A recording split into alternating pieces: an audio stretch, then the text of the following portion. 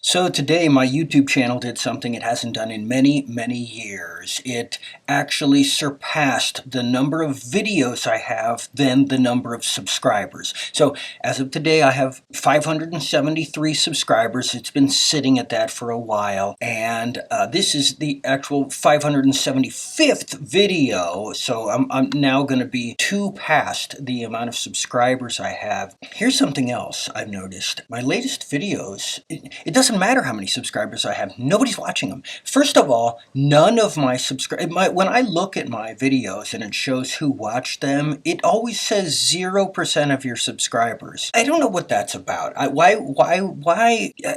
rant about this on YouTube all the time, but why would anyone subscribe to a channel if they don't watch the video, if they don't watch the channels they're subscribed to?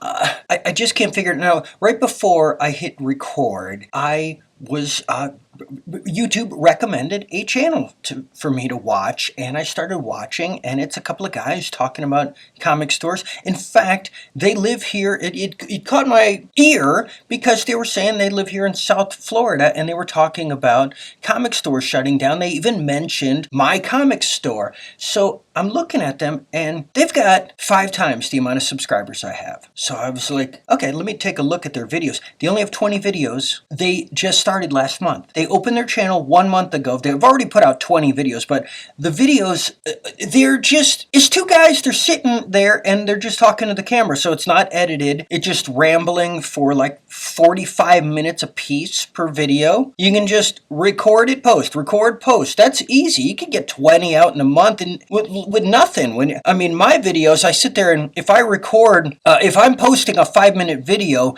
guaranteed I recorded for 20 minutes and I edited for an hour. I'm trying to give you the most bang for your buck. Now, maybe not this one in particular just yet. I don't know. I've just started recording, and this is me just ranting and raving like I do from time to time. But man, yesterday I posted a video, Savage Ninja. That's a good video. Sometimes I rewatch my videos. I've already rewatched that one 3 times in the past day. It's funny. It's a good video. It has 3 views. They're all from me. Why isn't YouTube showing that to anybody? Why aren't my subscribers watching that? Why has that been ignored? I posted a stupid short after it about just nonsense. It immediately got 100 views in the first hour and doesn't even represent what my channel's about. It's just, I just post those because that's what YouTube should. Okay. Who cares? I don't have this YouTube channel for viewers. I have it like anyone else. It's just my creative outlet when I get home from work. So let's take a look at this comic now that I'm calming myself down. We have Marvel Premiere issue 35 featuring the 3D Man. This came out in April of 1977. Actually, scratch that. They came out in January of 1977. How did I get the date wrong? Well, whatever. This came out from Marvel the same time that Marvel was putting out those first issues of Star Wars, right before the movie came out. The cover's drawn by Jack Kirby, but inside you will see the story is by Roy Thomas and drawn by Jim Craig. Now, the 2 of them had just previously created the What If comic, which was Jim Craig's first published work. And that first issue was What If Spider-Man Joined the Fantastic Four? So this character is supposedly an homage to the Joe Simon and Jack Kirby character Captain 3D, which was a 1953 Harvey comic, and it was to cash in on the 3D craze that came out in 1953. That was the year that I believe the threshold of televisions in American households had crossed 50%, and so theaters panicked. No one's going to come to the theater anymore.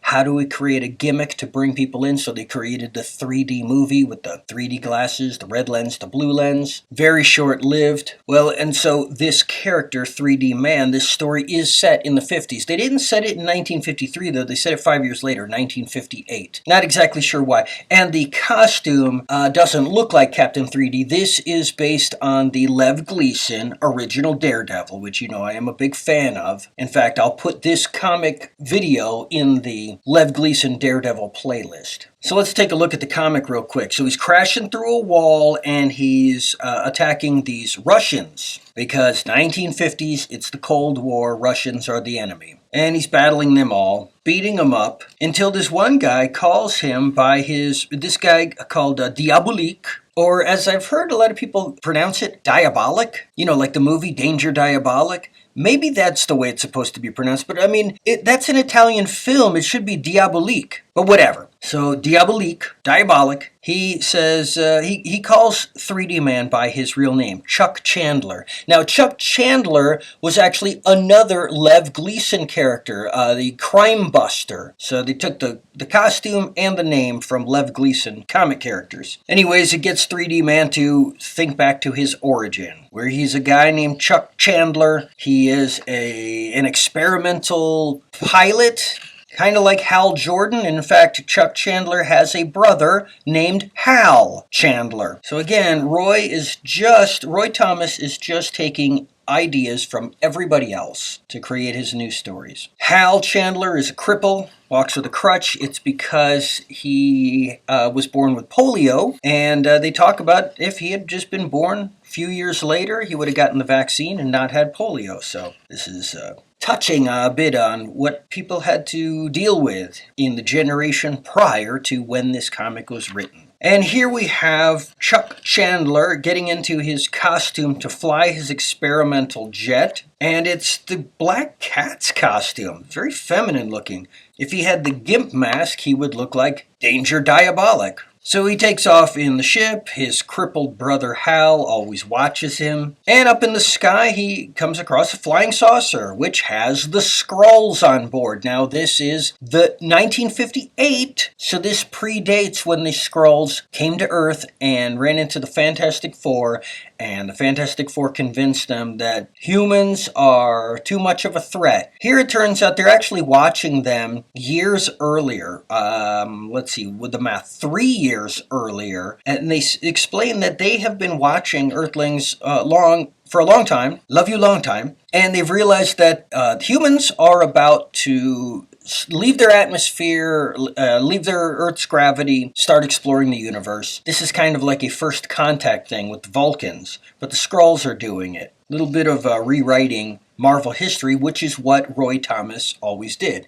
In fact, 3D Man, so Marvel Premiere is a comic where they introduce characters, and if they're a hit, they get their own series. 3D Man was not a hit. He got 3 issues of Marvel Premiere, 35, 36, 37, was not a hit. He didn't come back again until What If issue 9, but that's just because it's the same guys creating the story, and this was another story taking place in the 1950s, but it was about like an early version of the Avengers forming in the 50s, and it included 3D Man, as if he had actually been a Marvel character in the 50s, battling the Russians. And the rest of the characters on the team were actual comic characters from Marvel from the 50s. Now later on there would be an actual Avengers of the 50s comic that would come out, and it featured a lot of these Marvel heroes of the 50s forming an early version of the Avengers.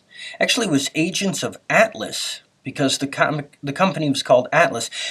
This Avengers team was formed by, what's his name, Johnny Woo, the guy from S.H.I.E.L.D., who actually appeared in Atlas Comics in the 50s. Well, so is Agents of Atlas. It's by him. But the whole team is different, and it doesn't have 3D Man. I'm kind of jumping all over the place. So anyways, 3D Man didn't appear again outside of that What If story, which of course is a fake story, until Hulk issues 251 and 252 in 1980, which is 3 years after this comic, and that's where they used the opportunity to write the character out of modern Marvel history, where I don't think he's appeared since then. If he has, it was just on a lark or something, but the character is pretty stupid. Anyways, Chuck Chandler is battling the Skrulls. They blow up in the sky. The explosion is, it irradiates him with atomic energy and causes him to disintegrate in front of his brother's eyes. But his brother, the cripple, picks up his glasses and can see in one lens a green version of his brother, and in the other lens a red version of his brother.